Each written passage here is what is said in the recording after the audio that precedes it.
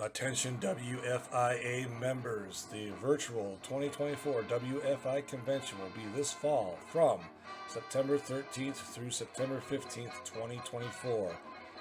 Scheduled to appear are the world's strongest man, Ken Patera, the world's most dangerous announcer, Gary Michael Capetta, Bill Apter, and just recently signed the High Flyers, Jumpin', Jim Brunzell, and Greg Gagne. And folks, there's more coming on board. So run, don't walk to your keyboard. Get on that computer.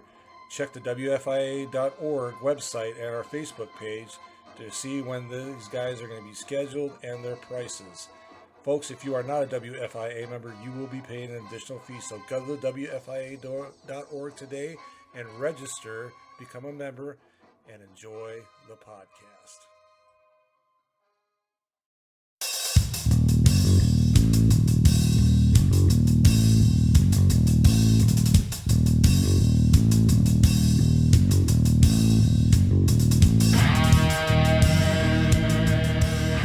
Welcome to another edition of Bumps and Thumps, the talk of wrestling. I'm Brian Ferguson.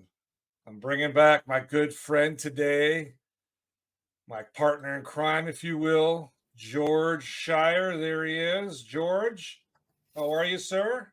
I'm always good. You got it sounding like the dynamic duo.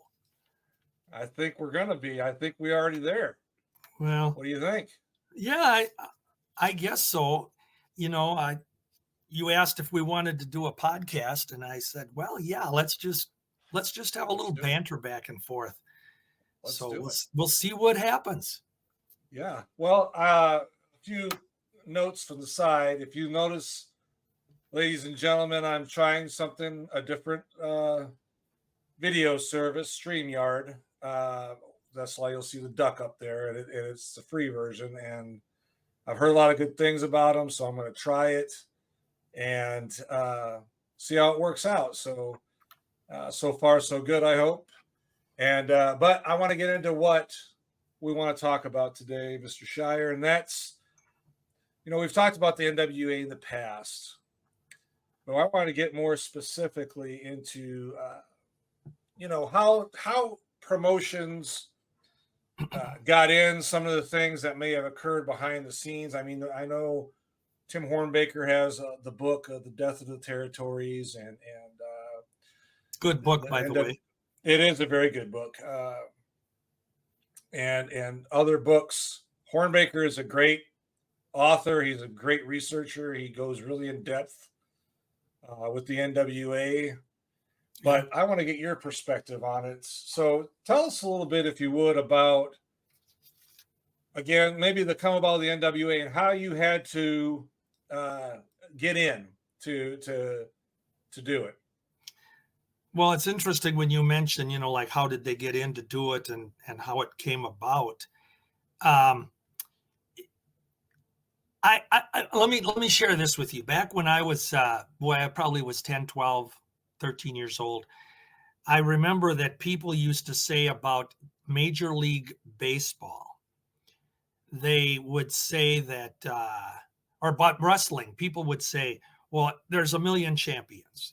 This guy's a world champion and that guy's a world champion. And the reason I mentioned Major League Baseball was back in the 60s, you had the American League and the National League. And there were 10 or 12 teams in each league. And throughout the entire season, they played. They didn't have interleague play or anything in those days, but they just played.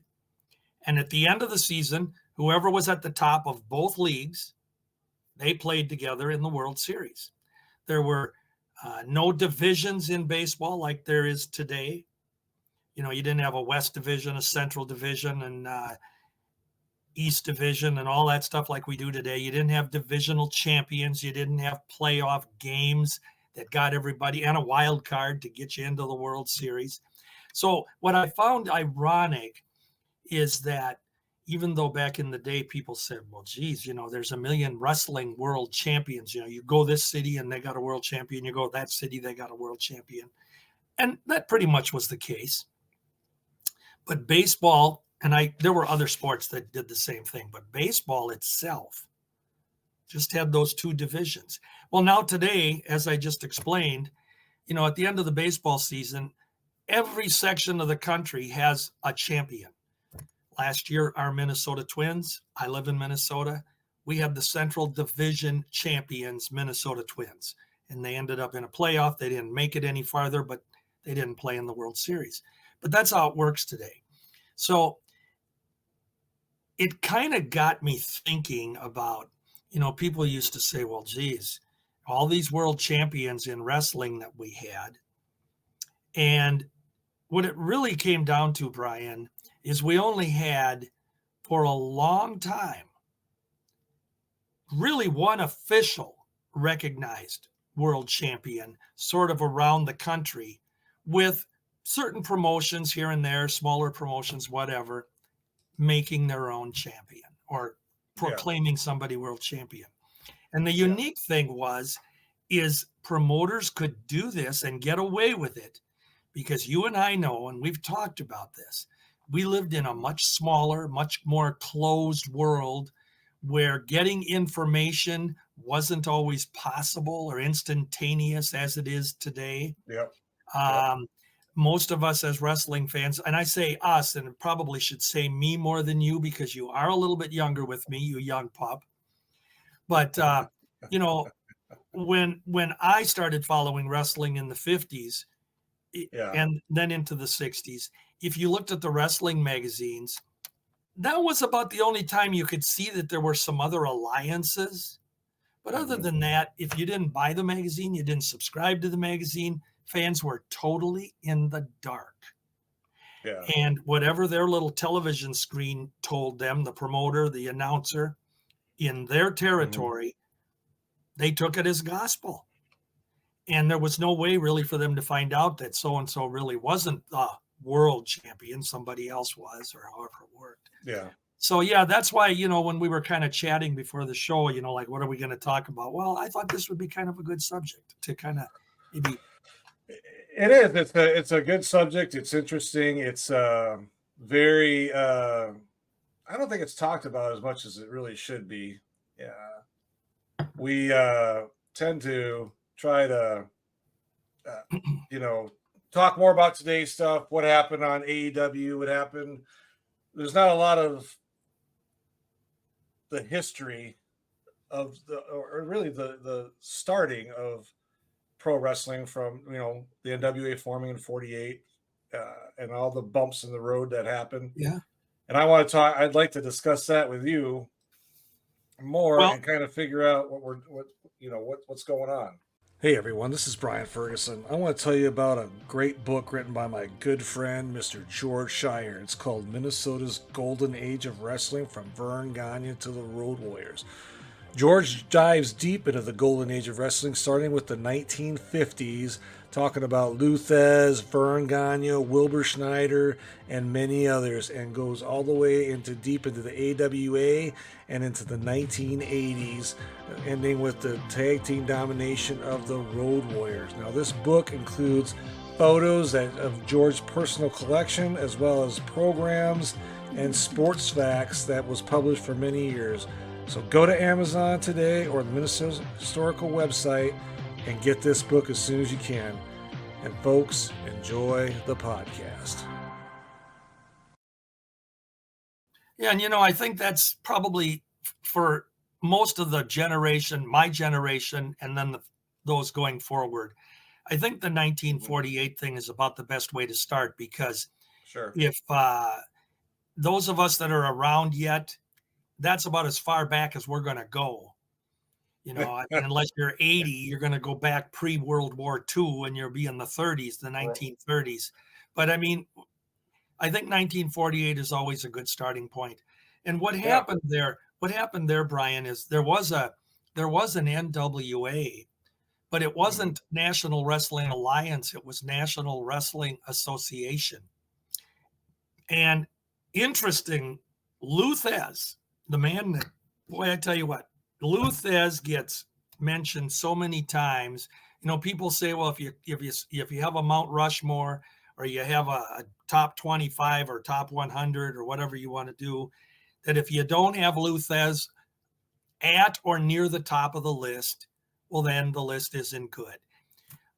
Believe it or not, there's a lot of credence to that, because he really, really was just one of the flag bearers, the forerunners to what pro wrestling, at least after World War II, ended, that the boom started, and Lou Thesz was part of that. So I mentioned that National Wrestling Association. Lou Thesz was champion of the National Wrestling Association 3 times. And in 1948, that was when that old group, the group we talk about, the Sam Muchnick and Pinky George, and I think Wally Carbo was in there, and Gus Karras, and I should always, that's something I should write down. I can never remember the 6 or 8 promoters that all congregated to Iowa for this very, very first meeting with the idea, we are going to vote. Promoters will join what we're going to call the National Wrestling Alliance, and they are going to vote to have a wrestler be the one world champion, the one official world champion. And so it got off to a rather rocky start right from the beginning, because there were 2 finalists that were considered for this honor. One of them was Orville Brown. And Orville had been a great amateur wrestler. He'd been a great wrestler I think he was out of Kansas City.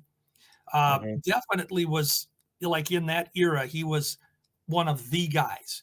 So he was going to go into an elimination match with Lou Thesz, who had been the most recent National Association champion. And the match was set.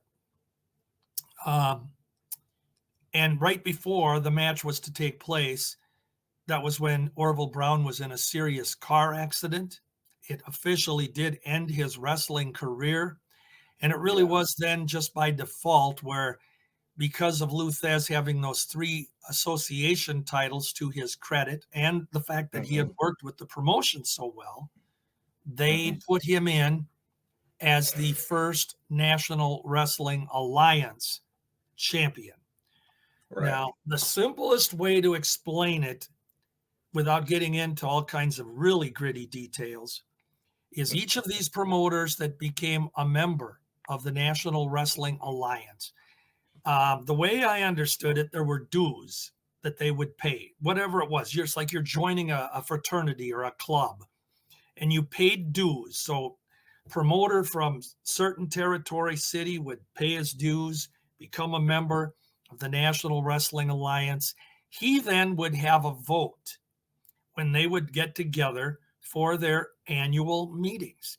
And the National Wrestling Alliance did officially have an annual meeting, usually someplace around the country, where the original founders of the NWA and these promoters would get together, and they would discuss the NWA champion.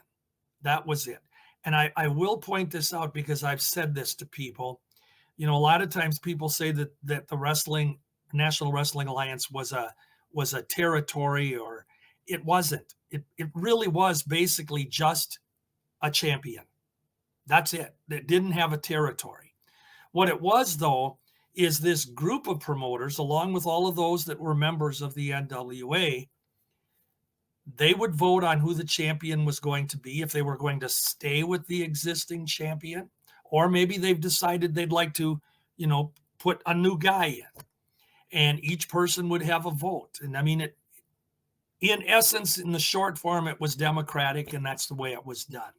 So what the NWA champion would do, and being a member of the NWA, each of these promoters would be promised, at least on paper, they would be promised that they would be able to have the champion come to their territory maybe once or twice a year to defend the title against their number 1 guy. And the interesting thing about that is that sometimes their top challenger was the top heel in the territory, or Many times, too, it was the top babyface. What the NWA champion had to do was when he would come in, he had to play whatever role was opposite the opponent he was going to be facing. So, generally speaking, he wouldn't be a hardcore heel if that was the case, if he had to play the heel role. But he certainly would use the tactics that, the little bit behind the referee's back, a chokehold, or, a slap here and there on the opponent, just enough to irritate the fans, or, different aggressiveness that he would use. But the bottom line was he could play that role, and definitely, and this was the key thing for the NWA champion, the promoters always wanted to pick a guy who, number one, could defend the business. And I say the business in the sense that we know wrestling was kayfabe. We know that wrestling titles weren't given to people. They weren't necessarily won.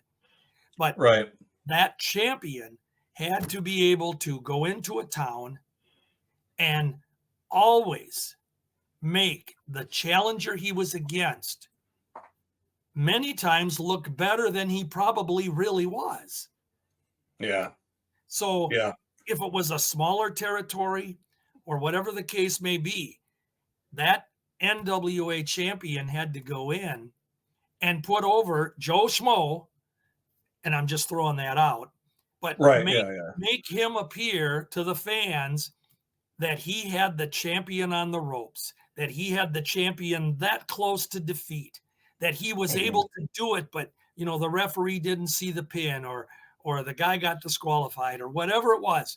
But when they went home, they had to believe that their babyface, he was just that close to winning the title. And that was good because the promotion then could hopefully boast a rematch, which was always the way you did wrestling. You wanted to promote that return bout, that reason to get even, whatever it was. And so that's what the NWA champion had to do. And then aside from the fact that he had to be able to, when I say defend the title, I mean that in the sense that he really had to know how to protect the title if his opponent decided he may want to go, as they called it, go into business for himself and try to, put the champion down and beat him. So if that opponent did that, the NWA champion had to be just good enough to stop that from happening. Yeah. And maybe the finish in some cases would have been changed because of that, and that was the reason for it. Hey everyone, this is Brian Ferguson. Fans of the AWA, you are in for a real treat. My friend Joyce Poston has just released her book titled My Ringside Seat to the AWA. Joyce writes about her personal experiences with wrestlers such as Nick Bockwinkel, Lord Alfred Hayes, Baron Von Raschke, and others. Joyce also has published many photos from her collection that you will not see anywhere else. Order today by email at joyce.poston@gmail.com. Payment is through PayPal. The book is only $20 plus $6 shipping and handling. International orders, please email Joyce for shipping charge. Folks, run, don't walk to your keyboard, and order today. And enjoy the podcast. Speaking of that, you talked about that politics in the NWA. Hornbaker goes into that pretty deep, but I want to talk about it with you. You had a fee every year of, I think it was $500. Yeah, I have it written down somewhere. I don't remember. I think it was about $500 a year for a promotion, which back then was big money. Was a lot of money. Yeah, right. But I guess my question is why, and I don't know if they did this back then or not, but like the NBA, the NFL, the NHL, they have these owners, right? And they have one guy at the top. He's the president. And then they have all these committees, subcommittees, and they have owners. Because back in the NWA, when it was first formed, I mean, if you got upset as a promoter and you were in the NWA, you just say, "I'm leaving, I'm out," and then maybe a year later, okay, I'm over it. I'm back in. I want to be back in. And I believe they had to vote on you to be in or out. But I guess why didn't they just say, okay, you just can't pull out whenever you want? Was there a reasoning behind that? Well, I think you touched on it a minute ago. I think you obviously any promoter, it was up to the promoter or the territory if they wanted to be a part of the NWA. The main thing that happened when you all of a sudden had this voted on world champion, and let's go back to what Sam Muchnick's role was in this. For the major part of the history of the NWA, most people will concede that Sam Muchnick was the glue that kept it together.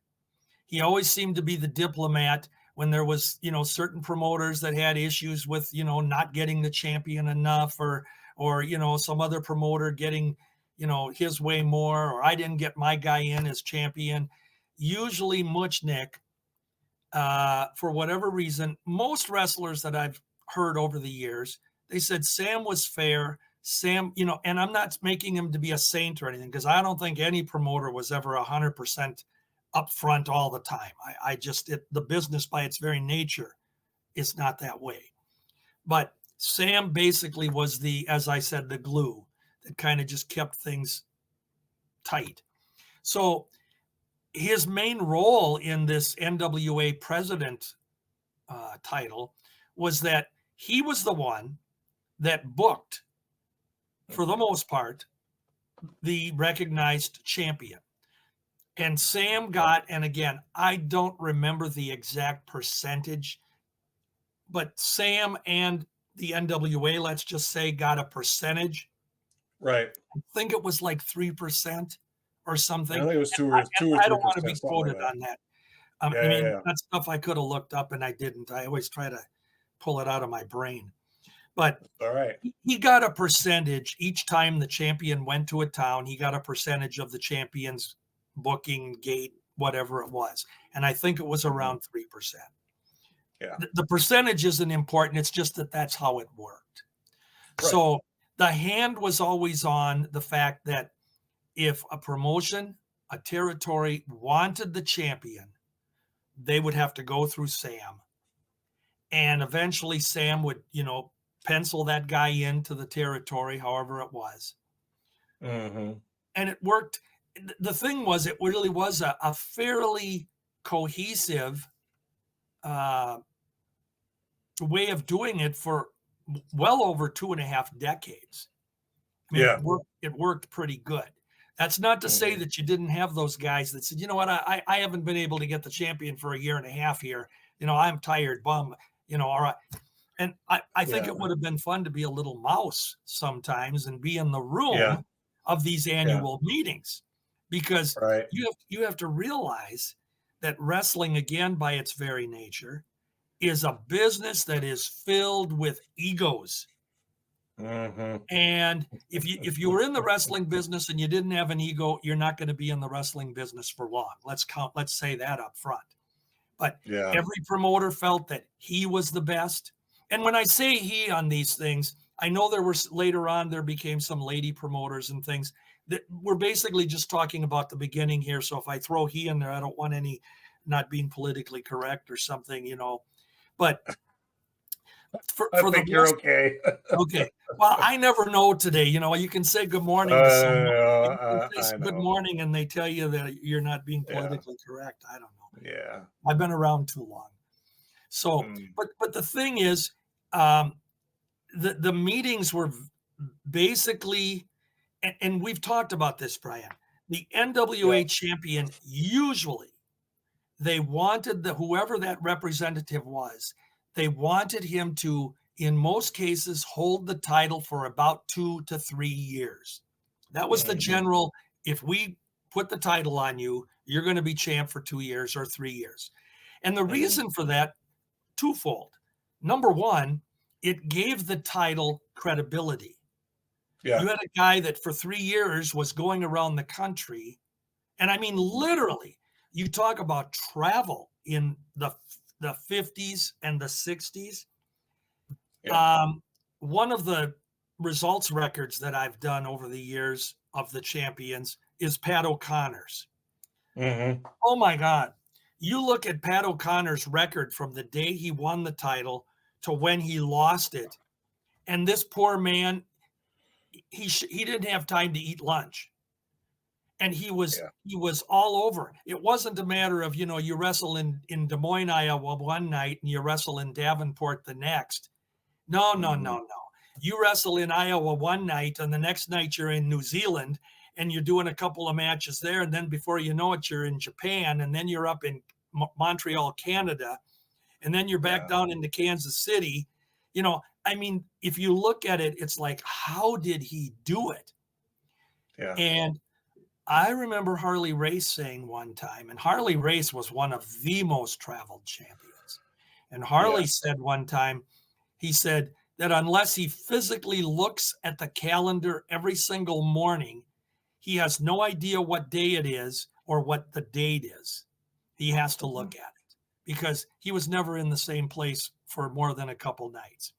So that formula with the traveling champion, that was different because if you were a member of the NWA, and, the NWA champion would work San Francisco, he would work Florida, Tampa, Miami, wherever. And I say San Francisco, it was also Los Angeles, it's California. He'd work Hawaii. He'd go up into the Pacific Northwest. He'd be down in Southwest Territory, Mid-South, Mid-Atlantic, up into Canada, Toronto, etc. And you can just see that he really was just a champion. And he had no home. He didn't see his family. Hello, everyone. This is Brian Ferguson, the host of Bumps and Thumps, the talk of wrestling. I want to tell you about a new podcast out called Falls Count Anywhere. It is a classic pro wrestling podcast that brings you the legends of wrestling with true wrestling fans Chris DiCarlo and Charlie Turner. They bring on guests that are legends in this business, and as well as wrestlers of today, promoters, referees, you name it. They have them on there, folks. And I encourage you to listen to them. If you're on YouTube, watch them. They drop every Saturday. They have their podcast. They drop it in the afternoon. So look forward to that podcast coming out. Falls Count Anywhere podcast with Chris DiCarlo and Charlie Turner. Folks, you will not be disappointed. I guarantee it. And enjoy the podcast. So yeah. It's funny when I say that because I remember sitting with Jack Briscoe at Cauliflower Alley one year. Jack liked to sit up to the bar and have a couple of drinks. He was a fun guy. I had a chance to sit with him about 3 times and just sit there with him. He bought me a beer. I only had one. I think he had 3 or 4 to my one. But, he's the heavyweight champ. He can carry more than I can. Yeah. So, but anyway, I remember him telling me that literally he didn't know where he was half the time. And he said, and as far as having a family, he said, you go away, you find out you're a father, you go away and you come home and the kid's graduating. And it was joking, but it was almost true. Yeah. So, the bottom line on that is that's just the way the NWA worked. And what happened too, though, when I mentioned those egos, you had promoters that all of a sudden they wanted their guy or they wanted this guy. And some of them would band together, they'd get together before the annual meeting and say, you support me and I'll support you. And, and it's like any organization, you always got these little cliques and different things, and we're going to vote on this guy or that guy. That 3-year thing or 2 to 3 year thing, generally that worked. There were a couple of times when the NWA felt that it wasn't working. One of them was when, I got to think here, 56. I'm going to say 56 without looking. 1956, Lou Thez, he'd been champion. He kind of was tired of the routine and the travel, and he wanted to have the title taken off for a little bit. But he was very stubborn. And because he was the draw that he was for all promoters, you put Lou Thez on your card, marquee, it's big deal. So Money. He had clout. He had a certain pull with the NWA or Muchnick, etc. And he went to Sab and said, basically, I got to have a break. So I'll lose the title, but he was very specific in who he would lose it to. Now, in most cases, some promoters in a lot of territories would say, well, you're not going to tell me how to run the promotion or this, but he chose his guy. And the one he chose was Dick Hutton. And again, on paper, that was a fantastic choice. Dick Hutton was a real wrestler. He was a guy that he knew how to break your arm off and hand it to you without you knowing he took it off. Yeah.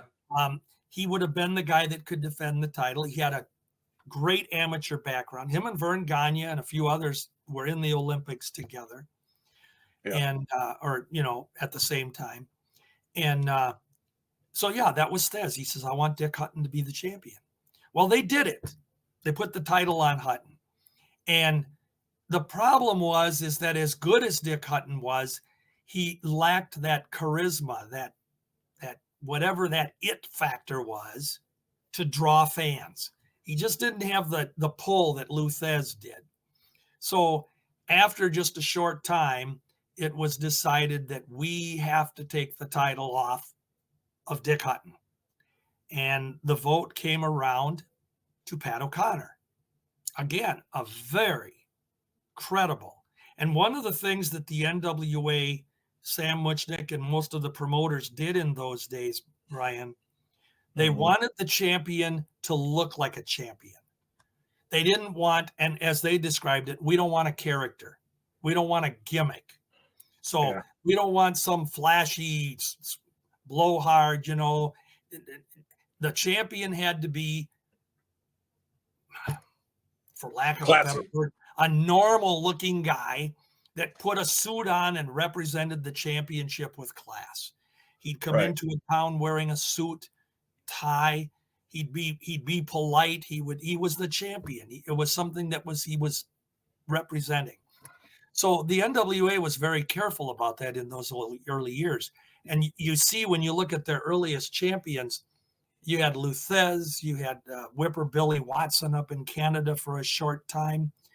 And he was just that type of a wrestler. You had Dick Hutton, who was at that point in his career was definitely not a showman. He was a wrestler. And of course, Pat O'Connor. So that was their formula. They wanted that guy to be able to be respected and to look the part of what they considered a champion. Yeah, I just, back in those days, I always wondered why a person, I could see for a year based on the schedule, but a guy would, like you said, he wouldn't know who his kids were hardly. And I just, you mean I'm married? Yeah. And I just don't see how a man, even back then, could really withstand, or I don't want to say tolerate, but kind of withstand that much of a schedule, especially back then. You didn't have internet, you didn't have email, you didn't have, only way to communicate if you were long distance was writing a letter or a long distance phone call, which was an arm and a leg back then to call your family. Yeah. And I've always kind of wondered, maybe you have some insight on this. I know once you reach the top, okay, I'm at the top, I'm the man, right? And it's probably good for about 6 months. And then I'm sure you're starting to get burned out. And I'm just kind of wondering if you ever talked to like Harley or Jack or Doherty. Jack was the one that I had the opportunity to talk about that specific thing to. And Jack just told me, and it's common knowledge out there. People have said, well, Jack physically went to the NWA after 2 years and said, Mhm. I've had enough. He was Mhm. making good money, but Right. the travel, he said, I need to lose the title. They were Mhm. willing to go, and he had a great career after the title. He didn't need, Yeah. he had the draw and the ability to, and being a former champion, that was always a plus when you're advertised for a card.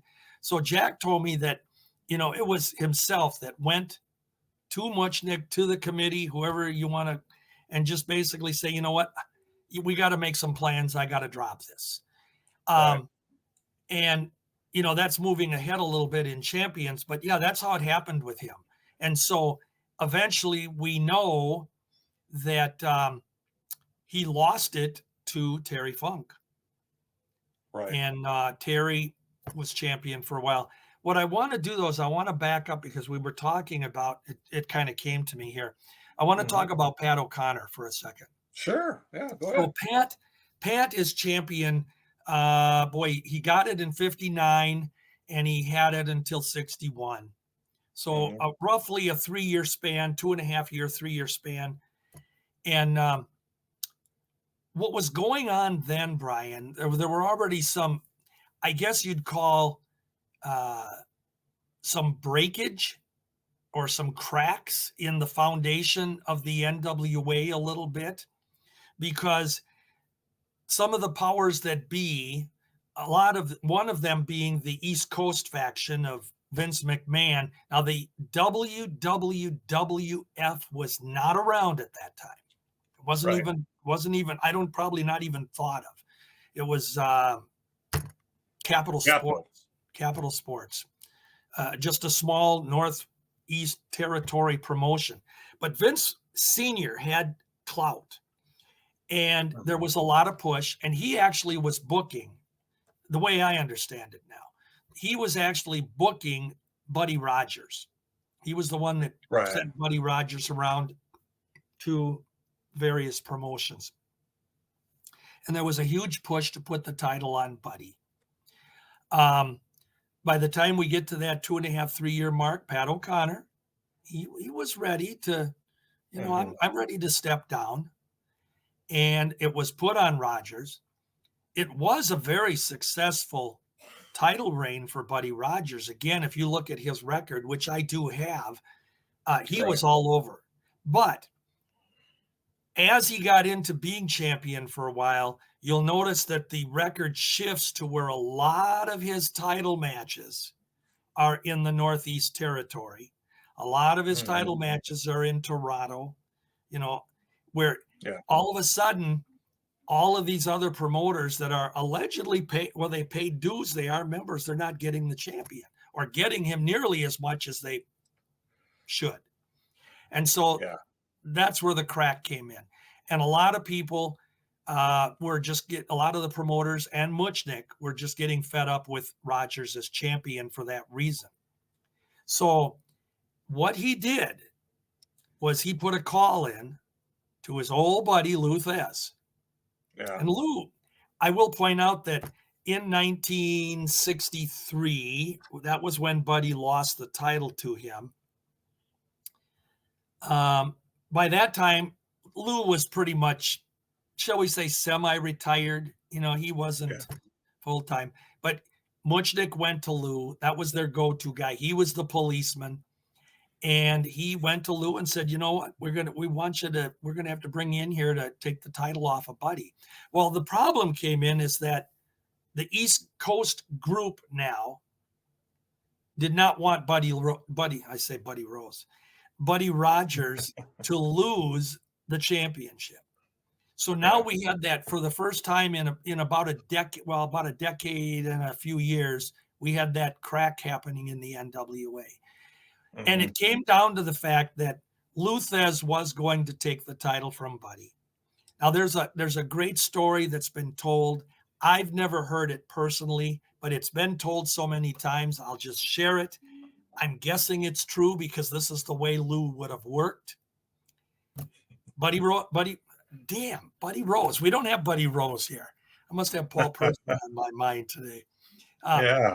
Rogers didn't want to even wrestle Lou Thesz because they had some animosity over the years, And the problem was, and Hornbaker talked about this in his book, and in fact, it's in Hooker as well, Lou Thesz's book, Hooker. Yeah, Hooker.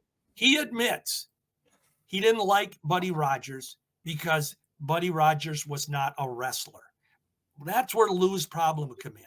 And for whatever reason, because of his drawing power, he had that ability to keep the promoters on his side. And he didn't want to even wrestle Buddy Rogers sometimes because Rogers was the flamboyant, strutting character, boastful champion, which was different from the old NWA fold. So when the match came about, it was decided that the NWA, despite the wants of the East Coast group, Daddy McMahon was part of that. Toots Vaughn, I forget all the people involved. Right. But anyway, they weren't on board with it. But the match was set. Lou Thesz basically went to Buddy Rogers. And this is the part that's been repeated a million times. And Lou went to him and just really said, Buddy, I'm going to beat you tonight for the title. We can do it the easy way, which means you cooperate, you put a good match on, we make this good for the fans, or we can do it the hard way. And that hard way would have been, Buddy, I'm going to kick your butt and you're going to go home hurting. Okay? And that's really what that meant if you dissect that comment. Well, we know that Buddy cooperated, Lou got the title, but what happened out of that, and this is 1963, is that East Coast group, they decided we're not going to recognize Lou Thesz as champion. Buddy Rogers is still our champion. He's still the champ. So there was that break. Now you had the first issue with the NWA. And Buddy then was touted as he was said to have, was he the one that they said he had won a title recognition in Rio de Janeiro or something? It was one of those. They always seem to use Puerto Rico or Rio de Janeiro, some city. But anyway, he was the champ. But the problem was, and again, this is where I wish, and I have wished this for many years. I personally don't know if it's true or if it's part of the storyline, but I really wish someone would come forth and be honest that was there. And grant you, there's nobody left. But the story is that Buddy was having some heart problems. He was having health problems. And so whether or not he could be champion was an issue. And so that was about the time they decided that Bruno Sammartino was ready to go. Bruno had been being groomed around the East Coast and Canada, Toronto area, everything, for about 2 or 3 years as a strong man, as a top draw, and he had drawing power. So that's where it came from. So they come up with this: Bruno Sammartino is going to beat Buddy Rogers, who was now recognized as the official first World Wrestling Federation champion. And of course, we know that Bruno came in and beat Buddy in something like 17 seconds. It was quick. It was a real quick match. And part of that is because of that story, whether it is true or not, that Buddy couldn't go any longer. Yeah. He basically came in to let Bruno put him in the bear hug and win the title. So that was where now we've got 2 promotions from the NWA. But we do need to back up. If you have, do you have a question on there or something you want to throw in? I was going to back it up a little bit about the Minneapolis Boxing and Wrestling Club. Did you ever wonder what could have been with the AWA had things gone differently? Had their fortunes gone differently? Had certain wrestlers not left and perhaps more money would have been at the disposal of the Gagnes? Well, wonder no further. You can go to Brad Drake's YouTube channel and experience the 1987 Supermod for yourself, as Brad Drake starts off in May 1987, along with Greg Gagne, Baron von Raschke, Vern Gagne himself, Nick Bockwinkel, Larry Zbyszko, Kurt Hennig, and a slew of others as he plays and saves the AWA. So let's back up with the NWA for a little bit farther back, even before Dick Hutton. In 1955, there was a match out in San Francisco where Leo Namalini won the title, supposedly won the NWA title from Lou Thez. Now, this is a weird deal because they came back after the match, and the NWA, when I say NWA, I'm just going to say we're probably referring to Muchnick, but came forward and said, well, the match was on a disqualification or whatever the ending was, and the title did not change hands. So Lou was still defending in these other cities, except in San Francisco. He was billed and wrestled as the National Wrestling Alliance World Champion. Now, here's where I have the problem and the logic. Though the NWA officially says they didn't recognize Namalini, they did allow him to be recognized as NWA champion in those defenses and around San Francisco. And the fact is, and I've got a couple programs that actually list him, NWA World Champion Leo Namalini defending to whoever. Well, those fans that went to those matches during that short recognition, how do you tell them that he wasn't really the world champion when that's what they were paying on the marquee to see? So the NWA didn't recognize it, but eventually there was another match between Thez and Leo, and they claimed to clear up the controversy. But for that instance, for a very short time, there were two NWA champions at the same time. Now, we also know that in 1957, 1957 in June, that was when Thez wrestled Edward Carpentier. And there was an interesting faction going on behind the scenes there because the promoter in Montreal, who I believe was Eddie Quinn at the time, it was Eddie Quinn, he actually was the guy that booked and promoted Carpentier for matches. A lot of these guys just had a promoter that handled their bookings, and this was the case. So obviously Eddie Quinn was kind of in business for himself, wanting, and this was in Montreal, kind of wanting Edward as champion. Well, they had the match in June, and it was a one fall. It was supposed to be a 2 out of 3 fall match. The match only ended up being one fall, supposedly. Now, I don't know if this was a work. I don't know if this was part of the storyline for them to rely on later on. Again, somebody come forward that was there and tell me. Come from the grave and tell us the truth. But the story is that Lou got hurt. He hurt his back and was unable to continue for the rest of the match. So there was only one fall, and Carpentier won that fall. So he was recognized, had his hand raised as the champion. Now, again, we'll point out that Lou then was going to other territories, defending the title, but they also allowed Carpentier to go around and defend the title. NWA World Champion Carpentier, definitely in Montreal. The biggest city that had this recognition was Omaha, Nebraska. Now, when I say Omaha, Nebraska, you say, well, one little town. It was Nebraska and surrounding cities, whatever the territory boundaries were at that time. Right. And then eventually the NWA allowed this again. So Carpentier was never officially by their records listed, but try to tell that to the Nebraska, the Montreal fans who had that. So from that Omaha recognition for Carpentier, the promoter at the time was Joe Dusick, and Dusick was recognizing him as the world heavyweight champion, not necessarily putting NWA in front of it.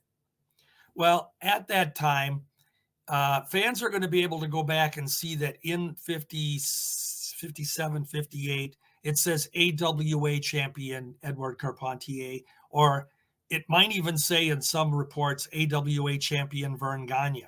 But that wasn't the AWA that eventually happened in Minneapolis a couple of years down the road.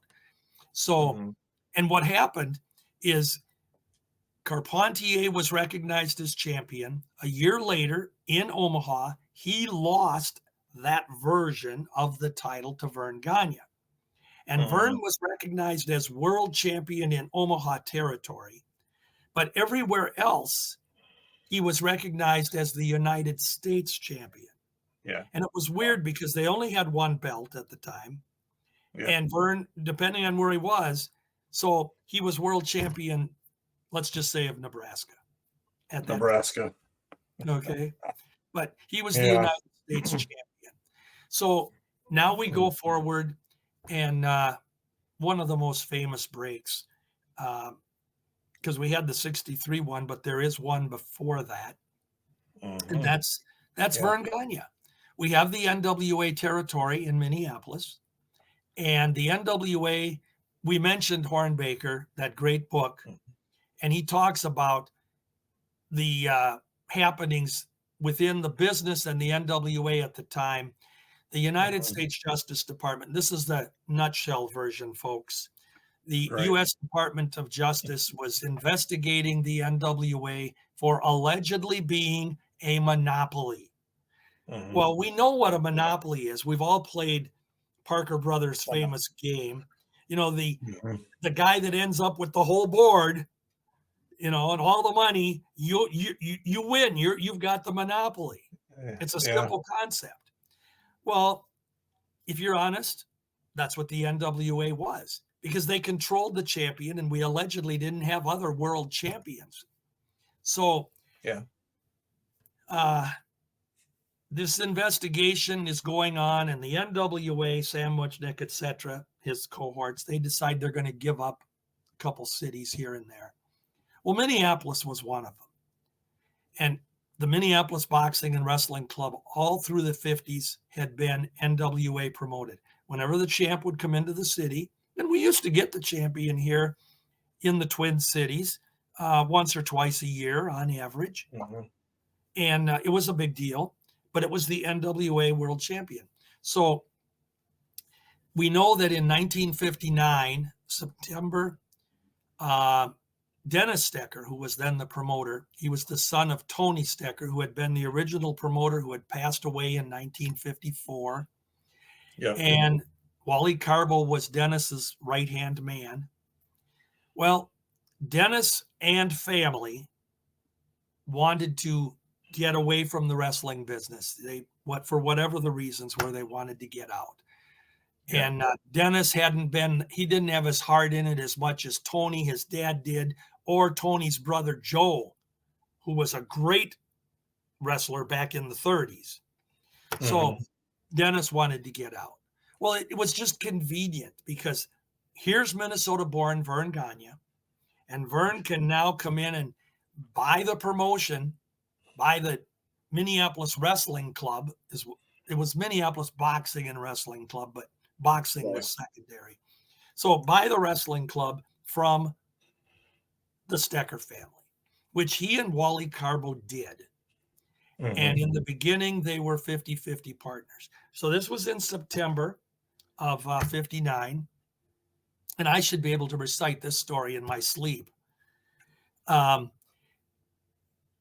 May of 60, so about 9 months after they had bought the territory, the NWA champion had still come in a couple of times, which was, by the way, Pat O'Connor, had still come into the Minneapolis territory and defended the NWA title.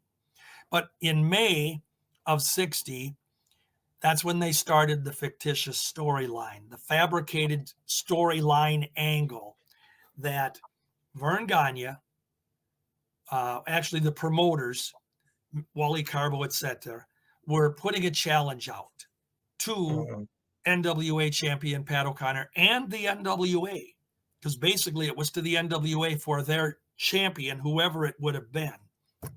to defend Yeah. to Vern. And that's where the 90-day thing came in. It was in May of 60. There was like a 90-day story that they've been contacted. They've been served notice. Vern wants that. He's the number one contender. He wants to have a championship match. Now, I will point out that one of the reasons this was also happening and Vern buying the territory was Vern had gained his own frustration because it became apparent to him that he wasn't going to get the NWA title. And they always use the story he was too small. But the reality was when Lou Thez was in power, for whatever reason, they had a professional jealousy or rivalry, and Lou wasn't going to put him over. And that was Lou. I'm not going to put him over. Vern's great. I love the guy, but I won't put him over. Right. So anyway, we got Pat O'Connor's champ. The challenge is out. 90 days. And the stipulation was, Brian, that within that 90 days, if the NWA fails to respond with a match set or their champion defends, then the Minneapolis Wrestling Club will no longer recognize the NWA World Champion. Simple enough. Yeah. Well, we get to August, and the challenge, and in the programs, it's great because they have these little stories where no response from champion O'Connor. NWA refuses to acknowledge, the title match, whatever. And so we get to close to August, the 90 days has passed. And this was the plan because behind the scenes, the NWA had agreed to give up Minneapolis. Now, when we say Minneapolis, again, we're talking surrounding areas, whatever the Minneapolis Boxing and Wrestling Club promoted, that was their territory. They had agreed to give it up because of that U.S. Justice investigation. And so by doing this, they were saying, okay, we're not a monopoly. There's other champions. There's other groups. But we didn't know that on the surface. We just knew Vern had thrown out this challenge and Pat O'Connor was a coward and he wouldn't defend. So in August of 60, that's when it's announced that by default, Vern Gagne is now being recognized because the champion failed to accept his challenge, that we are now recognizing Vern Gagne as, and they created the American Wrestling Alliance. And Vern was the first champion. And that's one of the most famous stories. And of course, we do know that there are websites out there that say Pat O'Connor was the first champion. Not true, folks. That's going to be on my tombstone, Pat O'Connor was not AWA champion. So now we had the AWA in business. In 63, we had that break with Buddy Rogers and San Martino coming in. 1964, there was another break because they started to recognize in Los Angeles and surrounding areas, they started recognizing what they were calling the WWA. And I think at the time it was I actually think it was the I thought there was a worldwide in that too originally, Worldwide Wrestling Association or something, but it was WWA. And they were stemming their so-called claim to the title off of that Carpentier match that had happened in 57. Because the follow-through happened where I think it was, and again, I'm not looking. Yeah. I got to think about this. I think it was Fred Blassie. Classy Freddie Blassie. I think he was the one that allegedly beat Carpentier and he was the champion. He had some matches. He wrestled against Dick the Bruiser.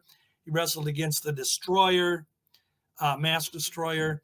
Bob Ellis was in there, some great matches. And then eventually in 64, Bruiser won the title. But actually, they said it didn't, whatever the storyline was in Los Angeles, they were still recognizing Blassie. But Bruiser left with the WWA title and went to Indianapolis, which was his home. Yeah. And he started his own champion, his own territory in '64. So now we had the World Wrestling. What did Bruiser call his? The World Wrestling Association, I think it was. Association, yeah. I WWA. think so. And then we had the WWA in California for a little bit, which I think was Alliance. You're going to make me go look this up after we're done here now, because I'm going to have to fix it for myself. But allegedly, we had two different titles there. So the NWA no longer had their monopoly problems. That was solved. Mm-hmm. Yeah. And we moved forward. So now we had the AWA, the NWA, the WWA, and the WWF. And so now we had all these things we talked about at the beginning of our show, all these different champions. And there were other smaller promotions that would recognize a world champion that nobody could ever figure out wasn't. But those were the big three, and the WWA Indianapolis became like number 4. That's how it worked. One last question. Oh boy. Before we get off of here, is what do you really believe was the demise, the end really in the 80s of the NWA? What do you think just that crack just came to a biggest, hole and just swallowed that up? What do you believe was the final nail in the coffin, if you will? I would have to offer you probably more opinion. Okay. And that's with fine. it, I love opinions. And with it, there's some fact. By the time Sam Muchnick had decided to step down as president, and I will point out that during his long run, there was a brief time previously that he had stepped down for a very short time, but he had come back. He was the guy. Remember I said earlier, he was the glue. Yeah. He's the one that kept it together. And he was the one that was always able to negotiate with the guys and be the voice of reason with them, if they had issues okay. So I think by the time we got in there, when the presidency was being bounced around to Fritz von Erich or Jack Adkisson, he was president under his own name. Mm-hmm. Fritz von Erich, it was Jack Adkisson, but he was president for a while. Eddie Graham ended up being president for a while. Then we know Bob Geigel was was president for a while. I think that's when that started to happen, you no longer had the cohesiveness. Plus, we got to remember that by the 80s, the wrestling business was changing in how it was promoted, how it could be presented. Mm-hmm. Excuse me. We know that, certainly by the 80s, closed circuit capabilities were available. So promoters could go outside their box, so to speak. Yeah. We know that pay-per-view was kind of shining its light on us. We know that the aggressiveness started in 82 or 3 with Vince Jr. in his group. And it just, the promoters were fighting amongst themselves. And before you know it, the NWA was no longer powerful. Hornby put out, we keep mentioning him, but he does good job. He's got his book out on Ric Flair, which he calls The Last Real World Champion. Mm-hmm. That's true, but I am more inclined to believe that Harley Race was the last real NWA traveling champion. Because by the time Flair was in that 80s, early 80s into the 80s, he was playing favorites to just a couple of promoters, and a couple of promoters were running the show, and the NWA was no longer the NWA as we knew it for 2.5 decades. So to answer your question, I think that's when it all started.